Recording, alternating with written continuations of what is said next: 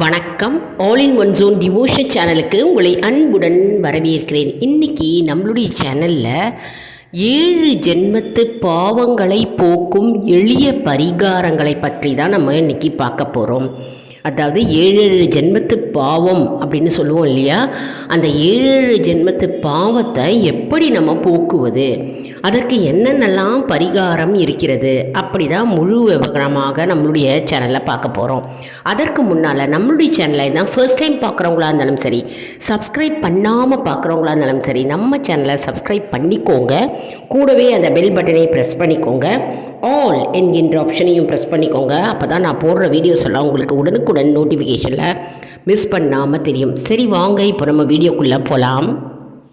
அதாவது வாழ்க்கையில் சிலருக்கு எப்பவும் கஷ்டம் தோல்வியும் இருந்து கொண்டே இருக்கும். சதா எந்த செயலை துவங்கினாலும் அதில் எப்போவுமே தாமதமாக முடியும் மற்றும் தோல்விகளே சந்திக்க இயலும் மற்றும் கால தாமதம், தடைகள் அதெல்லாம் பல வருடங்களாக போய்கொண்டே இருக்கும். எந்த காரியத்தை தொட்டாலும் அது நிவர்த்தியாக இருக்காது. அந்த காரியம் தடைப்பட்டு அது நடக்காமலே போய்விடும். இது பல வருடங்களாக இது நடந்து கொண்டே இருக்கும். 10 வருடமாகவும் சரி, 20 வருடமாக இருந்தாலும் சரி, அது தொடர்ச்சியாக கஷ்டங்களும் துன்பங்களும் தடைகளும் வாழ்க்கையில் எப்போவுமே இருந்து கொண்டே இருக்கும். எந்த செயலை செய்தாலும் சரி, எந்த காரியத்தை அவங்க ஆரம்பித்தாலும் சரி, இது தொடர்ந்து கொண்டே இருக்கும். இப்படி கஷ்டங்களும் துன்பங்களும் எதை எடுத்தாலும் தடைகள் மற்றும் தோல்வி, இதெல்லாம் என்ன காரணம் என்றால் பூர்வ ஜென்மத்து பாவங்களே ஆகும். இந்த பாவங்களை நாம் எப்படி போக்குவது, எப்படி இதிலிருந்து நம்ம வெளியில் வருவது, எப்படி இதுக்கு பாவ நிவர்த்தியாக நம்ம என்ன செய்ய வேண்டும் அப்படின்றது தான் நம்ம இன்னைக்கு பார்க்க போகிறோம். வீடியோவை ஸ்கிப் பண்ணாமல் முழுமையாக பாருங்கள். உங்களுக்கு அப்போ தான் டவுட்ஸ் இல்லாமல் புரிய வரும். அதாவது எந்த செயலை துவங்கினாலும் அது உபயோகம் இல்லாமல் போகும். இதெல்லாம் தீர்ப்பதற்கு என்ன வழி? அதாவது தினம்தோறும் நாம் தர்ம செயல்களில் ஈடுபட வேண்டும். தர்மம் செய்ய வேண்டும். தினசரி நாம் தர்மம் செய்தால் நம்முடைய பாவங்களிலிருந்து படிப்படியாக குறையக்கூடும். அதனால் நாம் தர்மம் நிறைய செய்ய வேண்டும். அதாவது முதல்ல பசியோடு வருபவர்களுக்கு, வறுமையில் வாடுபவர்களுக்கு என்ன நம்ம செய்யணும் அப்படின்னா, அவர்களுக்கு உணவளிக்க வேண்டும். நம்ம தேடி சென்று அவர்களுக்கு உணவு அளிக்கலாம்.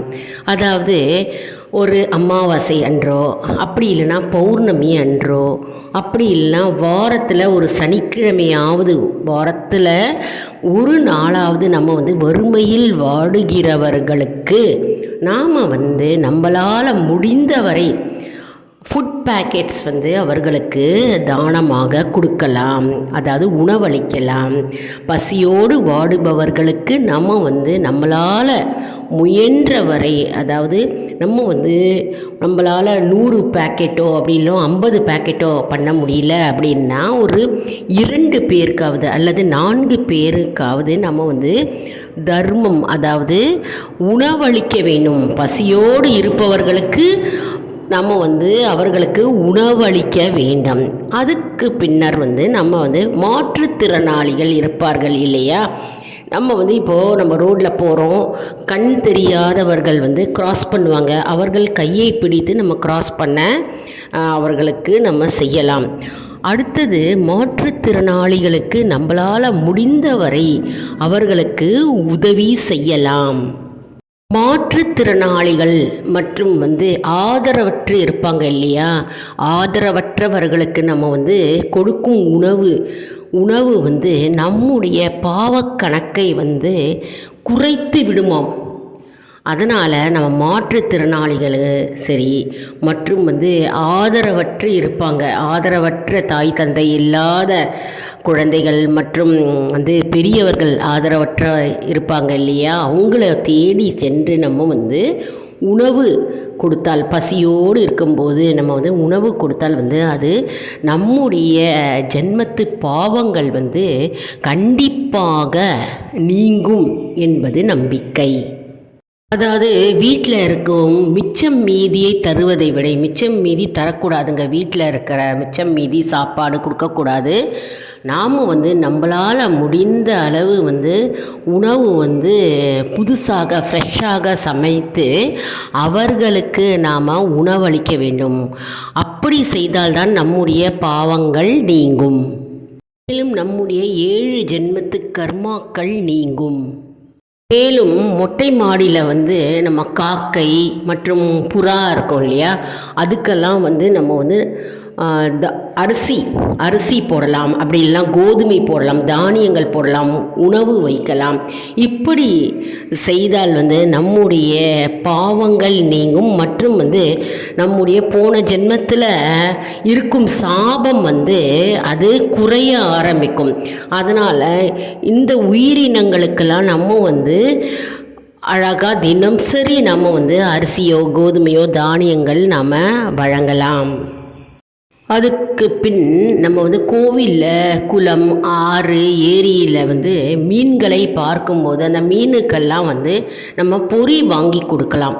பொறி அந்த குளத்தில் நம்ம போடும்போது கோடிக்கணக்கான ஆயிரக்கணக்கான மீன்கள் அதை சாப்பிடும்போது நம்முடைய பூர்வ ஜென்மத்து பாவங்கள் அப்படியே நீங்கும். இது பரிகாரத்திலேயே மிகவும் சிறந்த பரிகாரமாகும். அதனால் நம்ம கோவில் போகும்போது, கோவில் குளம் இருக்குது அப்படின்னா நம்ம பொறி வாங்கிட்டு போகலாம்.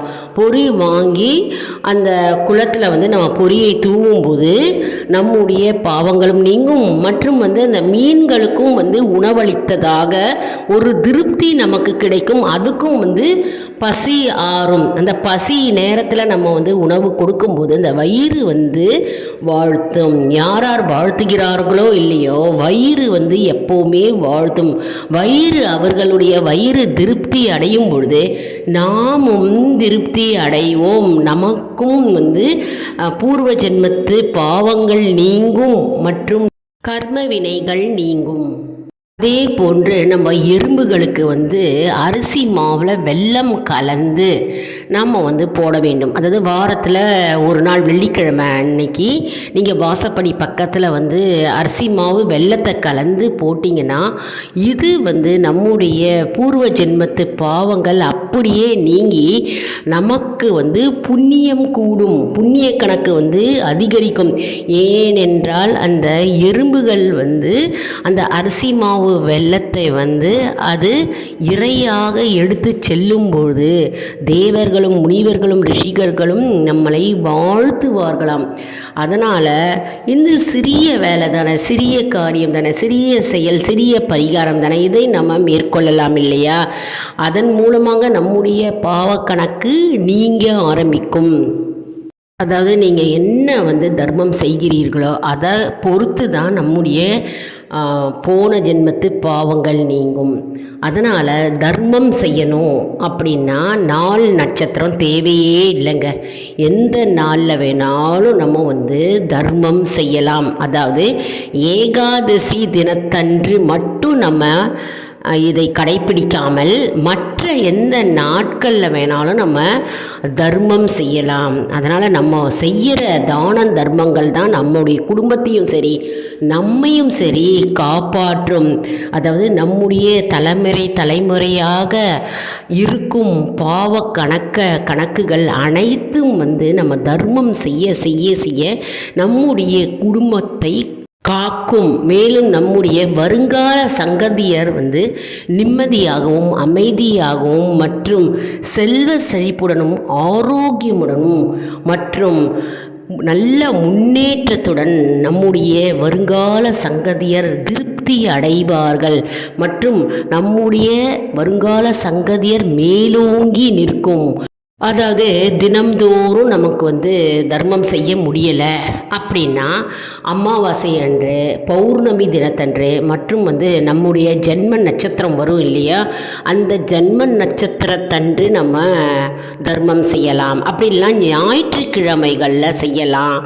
அப்படி இல்லை என்றால் தமிழ் மாத பிறப்பு அன்றைக்கு நம்ம செய்யலாம். அதாவது ஏதாவது ஒரு நாளை நம்ம வந்து எடுத்துக்கொள்ள வேண்டும். அந்த நாளில் நம்ம தர்மம் செய்து கொண்டே வர வேண்டும்.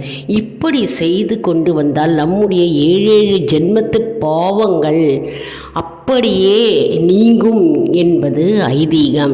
அதாவது நான் இதில் குறிப்பிட்ட அனைத்தும் உங்களால் செய்ய முடியலை அப்படின்னா ஏதாவது ஒன்றை நீங்கள் தேர்ந்தெடுத்து செய்யலாம். அப்படி இல்லைன்னா அனைத்துமே உங்களால் செய்ய முடிஞ்சது. அதாவது காக்கைக்கு உணவளிக்க முடிஞ்சது, எறும்புக்கு உணவளிக்க முடிஞ்சது, அதே மாதிரி நாய்கள், வாசலில் நாய்கள் இருக்கும்போது நாய்களுக்கு வந்து உணவு அளிக்கலாம். மற்றும் வந்து பசுமாடு இருந்தால் அகத்திக்கீரை கொடுக்கலாம். பசு மாடுகளுக்கு வந்து சாதத்தை போடலாம்.